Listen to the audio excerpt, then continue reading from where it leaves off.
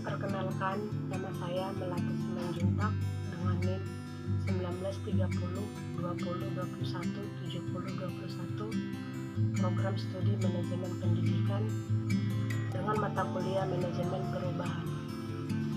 Di sini saya akan menjelaskan apa itu manajemen perubahan. Manajemen perubahan adalah suatu pendekatan untuk mengubah individu, tim, dan organisasi kepada kondisi masa depan yang diinginkan. Manajemen perubahan adalah sebuah upaya dan pendekatan yang dilakukan secara terstruktur dan sistematis yang dimanfaatkan guna membantu individu, tim, ataupun organisasi dengan menerapkan sarana, sumber daya, dan pengetahuan dalam merealisasikan perubahan dari kondisi sekarang menuju suatu kondisi yang lebih baik secara efisien dan efektif untuk memperkecil dampak dari proses perubahan itu. Mengapa kita membutuhkan manajemen perubahan? Ada banyak alasan untuk menerapkan manajemen perubahan yang efektif pada upaya skala besar dan kecil. Berikut 3 alasan utamanya. 1. Perubahan organisasi terjadi satu orang pada satu waktu. 2. Mengabaikan perubahan dari sisi orang itu mahal. 3. Manajemen perubahan meningkatkan kemungkinan sukses. Baiklah, di sini saya akan mempresentasikan PPT yang telah saya buat tentang organisasi pendidikan. Pengertian organisasi. 1. Kebersamaan dan interaksi serta ketergantungan individu-individu yang telah bekerja sama untuk mencapai tujuan yang bersifat umum dan diatur sesuai dengan ketentuan. 2. Kumpulan orang-orang yang sedang bekerja sama melalui pembagian tenaga kerja untuk mencapai tujuan yang bersifat umum. Unsur-unsur organisasi. 1. Berkumpul orang-orang. 2. Ketentuan yang mengatur prosedur. 3. Ada pembagian tugas dan kewenangan. 4. Ada sistem yang mengatur kesejahteraan, kebutuhan, dan penghargaan. 5. Ada hubungan timbal balik dan ketergantungan. 6. Ada sistem terbuka, input, proses transformasi atau output. Teori organisasi, yaitu teori organisasi itu ada 3 teori. 1. Organisasi sebagai birokrasi. 2. Organisasi sebagai sistem terbuka. 3. Organisasi sebagai agen perubahan. Organisasi sebagai birokrasi.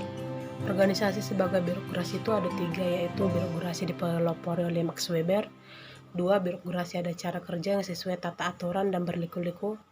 3. Birokrasi di antara para anggota organisasi dalam mencapai tujuan dan terlibat dalam kegiatan Max Weber. Ciri-ciri birokrasi. 1. Sumber daya manusia dibagi dalam tugas-tugas. 2. Ada hierarki jabatan melalui jenjang. 3. Pemilihan dan promosi didasarkan pada kompetensi khusus. 4. Karir dan pekerjaan anggota organisasi digaji sesuai dengan aturan. 5. Para anggota organisasi merupakan subjek yang diatur dan dikendalikan. Organisasi sebagai sistem terbuka.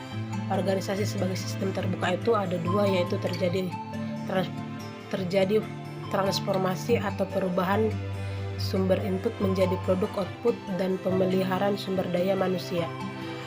2. Barang-barang dan pelayanan ada menjadi produk akhir hasil interaksi organisasi dengan lingkungan yang akan dikembalikan kepada lingkungan. Implikasinya, organisasi harus terus melakukan adaptasi terhadap lingkungan dan modifikasi metode produksi dan pengembangan. Organisasi terikat oleh perubahan dari lingkungan umum, nilai budaya, ekonomi, politik, kondisi, pendidikan, lingkungan spesifik ada lingkungan di mana lingkungan bekerja sama. Organisasi sebagai agen perubahan. Organisasi sebagai agen perubahan itu ada 3, yaitu agen perubahan ada individu atau kelompok yang bertanggung jawab untuk mengadakan perubahan perilaku seseorang atau sistem sosial. 2. Organisasi ada komponen yang berfungsi dan mempengaruhi perubahan sosial.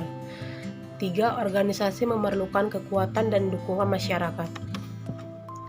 Maknanya, persiapan sikap dan perilaku yang menciptakan perlunya sesuatu yang baru karena tekanan kemunduran masalah dan lain-lain. Perubahan, modifikasi aktual terhadap sumber daya manusia, pekerjaan, struktur atau teknologi. memanfaatkan dan memberikan dukungan terhadap outcome, mengevaluasi untuk memodifikasi perubahan sewaktu-waktu. Sisi orang perubahan. Manajemen perubahan membahas sisi perubahan dari orang-orang, membuat organisasi baru, merancang proses kerja baru, dan menerapkan teknologi baru mungkin tidak akan pernah melihat potensi sepenuhnya jika Anda tidak membawa serta karyawan Anda. Itu karena kesuksesan finansial tergantung pada seberapa menyeluruh individu dalam organisasi merangkul perubahan. Dan intinya di sini manajemen perubahan itu dapat menerapkan proses terstruktur dan seperangkat alat untuk memimpin sisi orang perubahan untuk mencapai hasil yang diinginkan. Pada akhirnya, manajemen perubahan berfokus pada bagaimana membantu orang terlibat mengadopsi dan menggunakan perubahan dalam pekerjaan mereka sehari-hari. Sekian dan terima kasih.